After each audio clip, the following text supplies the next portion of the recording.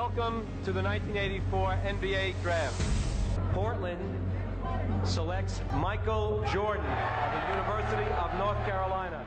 What if Michael Jordan got drafted by the Portland Trailblazers? During the 1984 NBA Draft, after the Houston Rockets selected Hakeem Olajuwon with the first overall pick, the Blazers passed up on Michael Jordan to take center Sam Bowie second overall. The consensus number one pick in the 1984 draft was clearly at the time Hakeem Olajuwon, so it's difficult to really say why the Rockets would pass up on Hakeem to take Mike, especially considering how great of a career Hakeem had with the Rockets anyway. But Portland, they had the number 2 overall pick. That easily could have been used on Jordan, but in their defense, the Blazers had just selected future Hall of Famer shooting guard Clyde Drexler the year before in the 1983 NBA draft. So the Trailblazers didn't really need another shooting guard on the team, and they did need a big man. But missing out on MJ for Sam Bowie seems absolutely insane looking back now. Jordan would be drafted third by the Bulls, who lucked out and got the greatest player the basketball world has ever seen, apart from Steph Curry. Just kidding. I promise. It's just a joke. I promise, okay? But what if Portland had drafted Jordan? That's probably a question that the Blazers fans everywhere have been asking for years. By the way, that draft, that was insane. Hakeem, Jordan, Charles Barkley, John Stockton, just to name a few. Anyway, in 1983, the year that Clyde Drexler got drafted, Michael Jordan was just a college player, playing for North Carolina. And during the 1982 NCAA Championship, a game against Georgetown led by Patrick Ewing, Jordan made a game-winning jump shot to win North Carolina the championship. Jordan later described this shot as the major turning point in his basketball career. The time, 18. Shot, Jordan, Michael Jordan. During 3 seasons at North Carolina, he averaged around 17 points per game and added 5 rebounds. This would be good enough to land him a top 3 pick in the 1984 NBA draft, and he would be selected by the Portland Trailblazers with their second overall pick. Early in Clyde Drexler's career in Portland, he spent a decent amount of time on the bench behind star Jim Paxson and Kiki Vandeweghe, who averaged 29 points per game. Jordan would have quickly asserted himself and gained a whole lot of minutes, but it would have taken a lot more effort than in Chicago.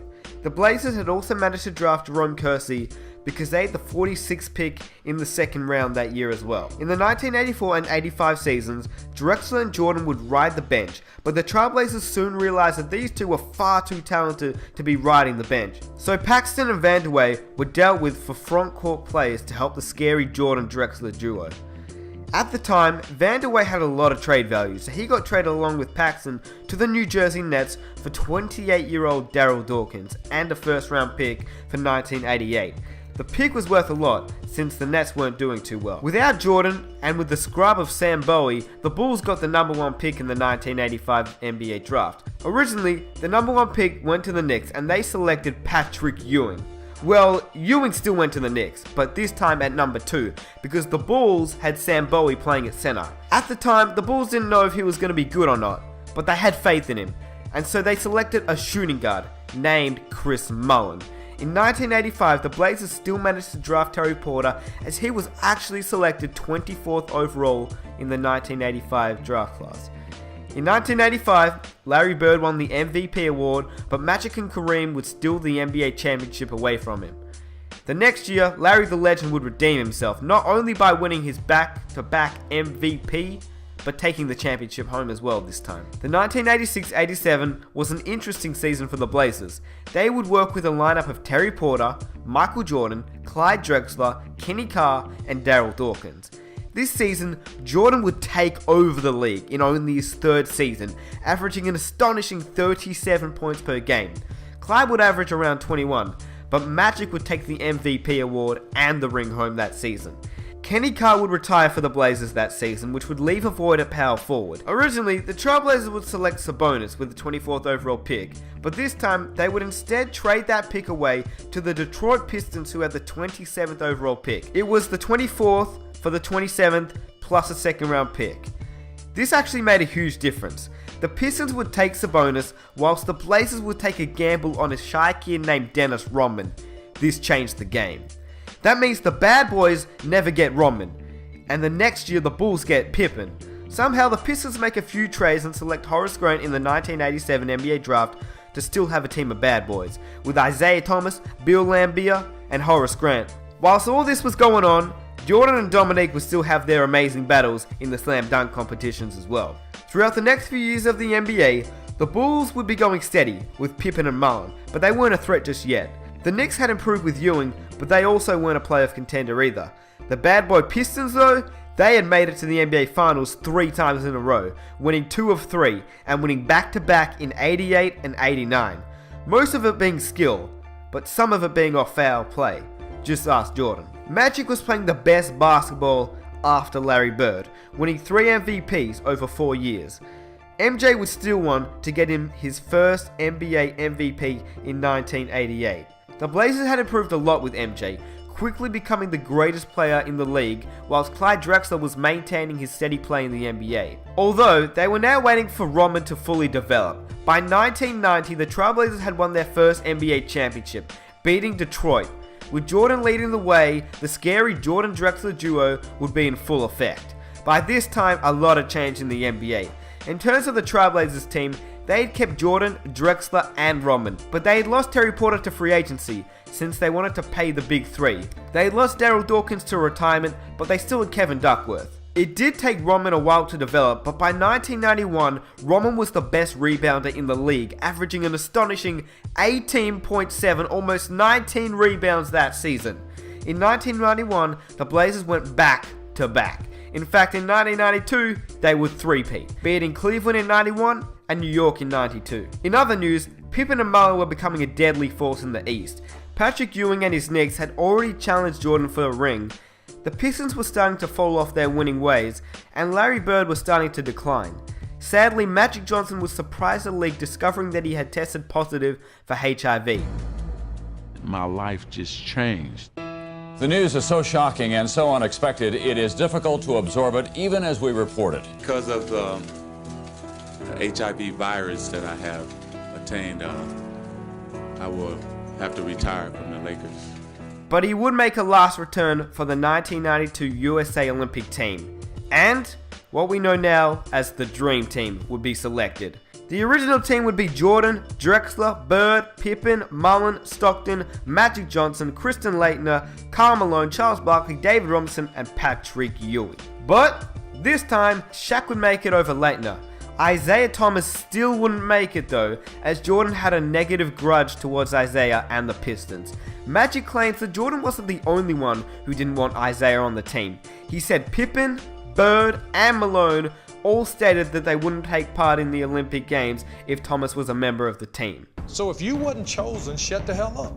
I don't think we wanted to be on the team if he was on the team. We're enemies. The Dream Team easily brought back the gold from the Olympics. Michael and Drexler both would represent Portland. After the Olympics, it was straight back to the NBA. Larry and Magic had both retired, but new talent would be showcased throughout the 1993 season. Charles Barkley, who had played really well in the Olympics, would actually come out the next season and win the league MVP. But the Suns would lose in the conference finals to guess who?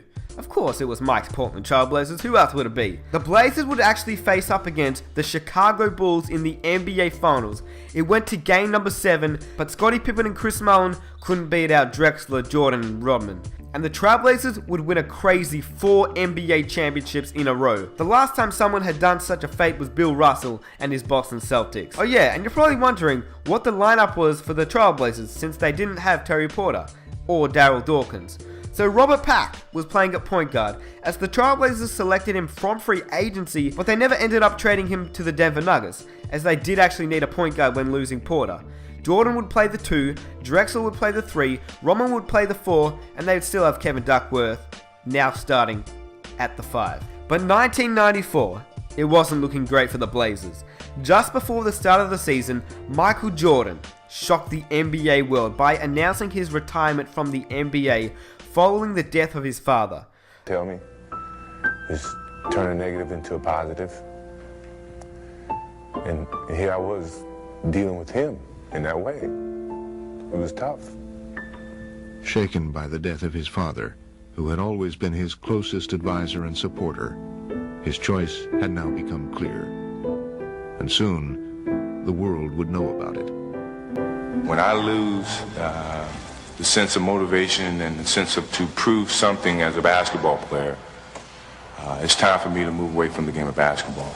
Jordan wouldn't be back on the court until March 1995, and the Blazers didn't do all that great without him. Now, remember how Porter had left the Blazers? Well, he would actually sign a deal with the New York Knicks, and they would go on to win the NBA championship in 1994.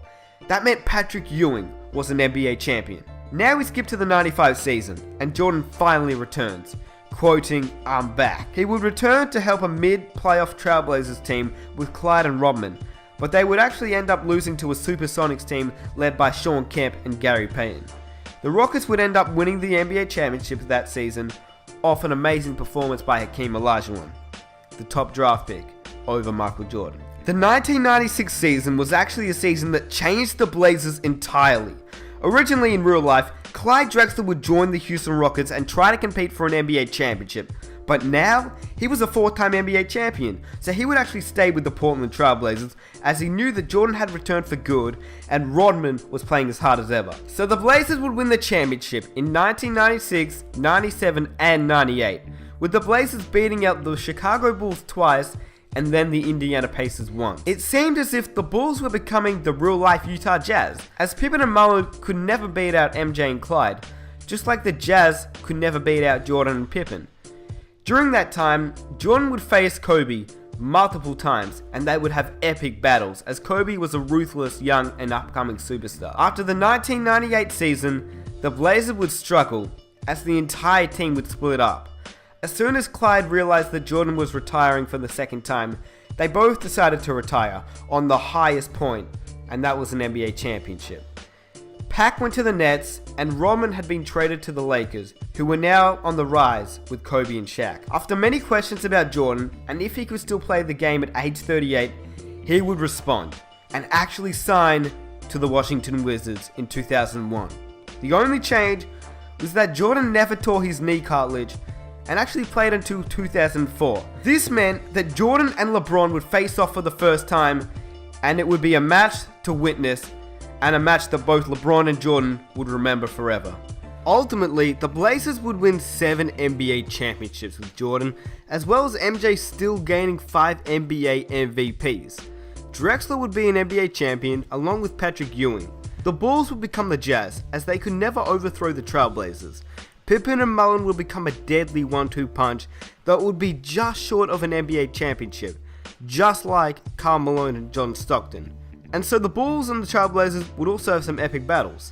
Patrick Ewing was an NBA champion, but unfortunately Barkley, Stockton and Malone still weren't.